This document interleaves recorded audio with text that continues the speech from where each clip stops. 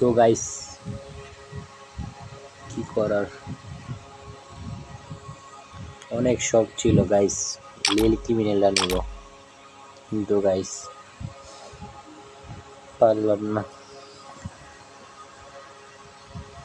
তো গাইস কি করার, এটা ছিল, এটা হলো মাল না, কিন্তু দিল না ভাই, বুঝছেন, গেরে না আমাদের মতো মধ্যবিত্ত মানুষের কাছ থেকেও টাকা ডায়মন্ড খায়, বুঝছেন।